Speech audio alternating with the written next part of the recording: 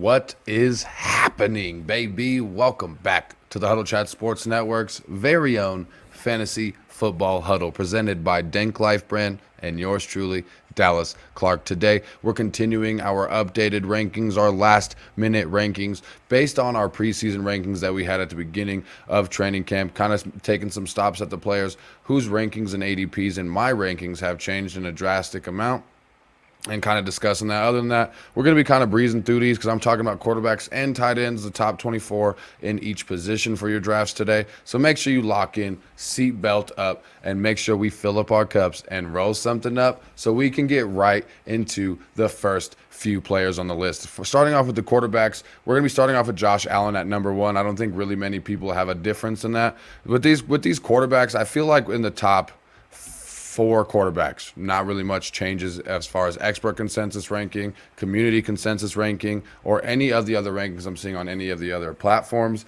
or any other analysts that I listen to. Looking at Josh Allen being number one, Patrick Mahomes number two, Jalen Hurts number three, Lamar Jackson number four. All four of these running backs or quarterbacks, even including Patrick Mahomes, have some rushing ability and rushing upside that you can feed off in your fantasy football leagues from week to week. CJ Stroud may not offer quite the rushing upside, but CJ Stroud, based on what you saw from him last year, you will be happy to take CJ Stroud this year at quarterback 5. And I did make the switch that I told you guys that I was going to make. I got CJ Stroud at 5, Anthony Richardson at 6. I think the rushing upside is going to be there for Anthony Richardson. However, we've seen it from CJ Stroud and haven't seen it from Anthony just yet. One of my favorite quarterbacks to draft at the current moment right now is Joe Burrow from the Cincinnati Bengals at number 7. I think he's going to be in for the year that everybody thought he was going to have last year before the injury, and now he's on a revenge tour. So I think it's going to be even more scary when we get to that moment.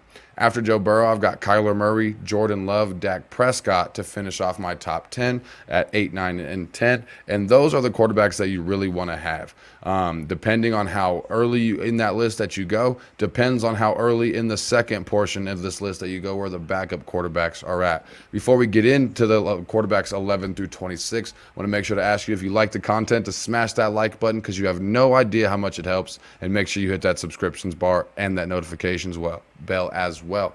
Do me a favor and drop down in the comments below. Let me know how your fantasy football draft has gone. Let me know what your roster is looking like. Let me know if there's anything you're unhappy about with your roster that we might want to look at changing. Drop it down below in the comments and give me something to talk about while I'm on this Hawaiian vacation here this week. Also, make sure you check out our live episode on Sundays, 9:30 Mountain Standard Time, 11:30 Eastern Standard Time for the live kickoff from the THC Sports Network with some fantasy football updates, injury news, all that good stuff, as well as the ability to make some money on some fantasy or on some betting, sports betting here, make some money, get those money lines out there. But that's going to do it for the housekeeping at the current moment. Like I said, moving on into quarterbacks 11 through 26, starting off with Brock Purdy at 11 and Caleb Williams at 12.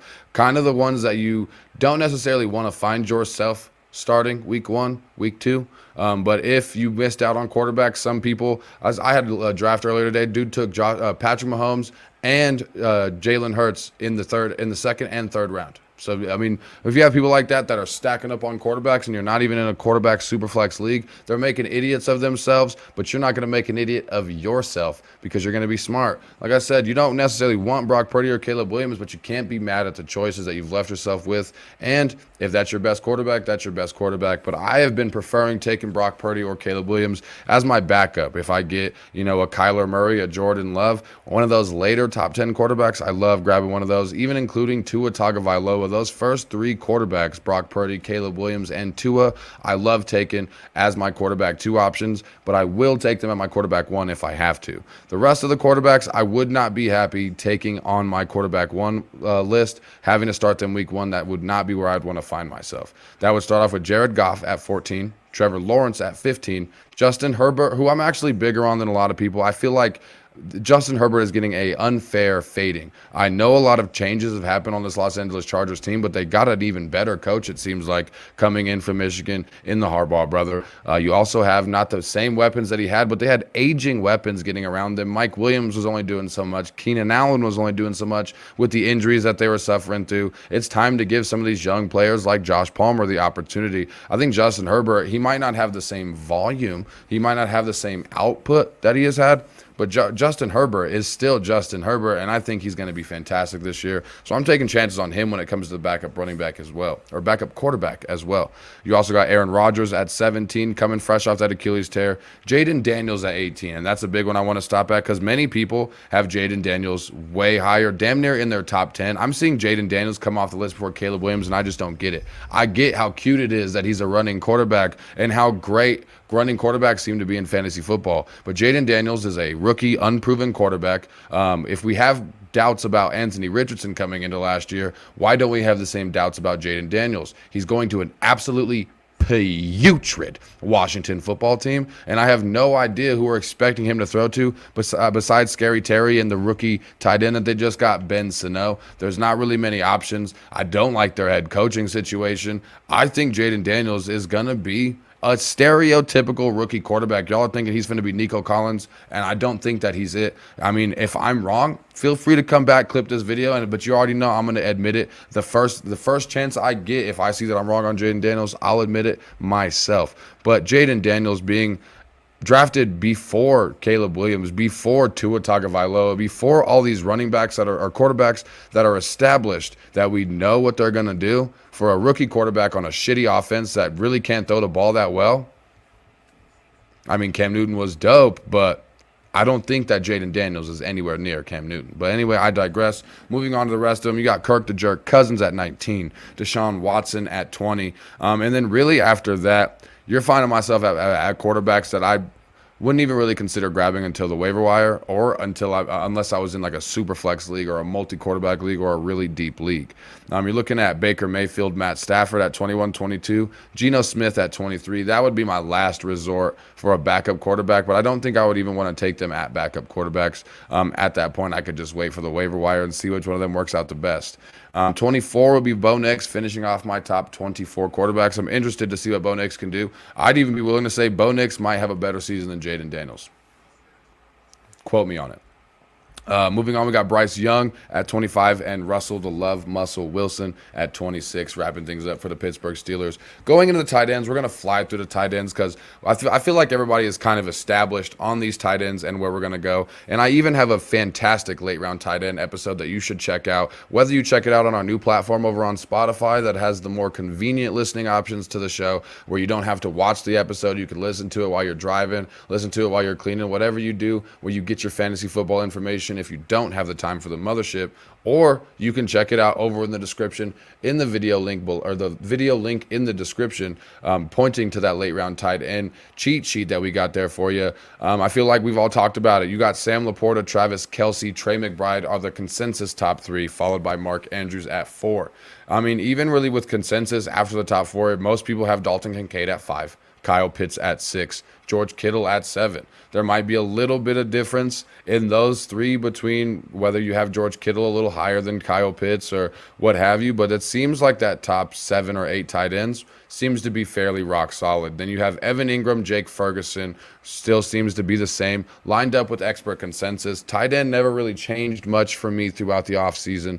You're looking at Jake Ferguson, David Njoku, Brock Bowers there for me. And Brock Bowers will be starting out that 11th pick there for you. So you got David Njoku at 10, Brock Bowers at 11, and Dallas Goedert wrapping out the top 12. I do like Dalton Schultz a lot, but I do think that there's going to be a lot of mouths to feed this year. But I have a similar feeling to Dalton Schultz that I do Jonnu Smith in Miami. He's proven us some good things on less capable offenses, and I think with the firepower this offense is going to be attached to, that he might just walk in to a top 15 tight end role without even trying. So we got Dalton Schultz, Cole Kmet there at 14, Pat Freiermuth at 15. Once you get to Pat Freiermuth, you're really starting to get to yourself to a point where you might not even be really talking about these tight ends. TJ Hawkinson, you shouldn't be drafting. He's going to be missing a lot of time, but do keep your eyes on him. I think there are other options like Nick Chubb that I would much rather take with the injury that I'm having to wait on, or a suspension that I'm having to wait on. Then you got Isaiah Likely, the backup tight end to Mark Andrews, Tyler Conklin, who I think is a great late round flyer when it comes to the tight ends for the New York Jets. Then three of my favorite tight ends to take late in drafts: Chig Okonkwo from the Tennessee Titans, Jonnu Smith, as I talked about earlier, from the Miami Dolphins, and you're looking at Noah Fant from the Seattle Seahawks as well. All three were represented in that late round tight end cheat sheet, so make sure you check that out below as well. Then we're finishing things off with Zach Ertz and Ben Sano. And if you don't know, Ben Sano is right behind Zach Ertz on the depth chart and on ADP when it comes to the tight end list. I'm big on Ben Sano, but I don't necessarily think I want to take him, in the first week or so. I think Zach Ertz obviously is going to get that starting job and get the majority of the lion's share of targets at the tight end position for the first 2 to 3 weeks. But by week 4, Ben Sano is going to start getting involved in this offense. And by the end of the season, Zach Ertz is not going to have a job as a starting tight end for the Washington Commanders. Then finishing off, I got Taysom Hill. Not as big. The Taysom Hill experiment, that was cute as hell for a couple of years, but I'm over that game. I don't care if he plays quarterback. I don't care if he runs the ball 3 times a game. Taysom Hill does not play enough football for me to want to rely on him. You can go whole New Orleans Saints games without seeing Taysom Hill on the fucking field.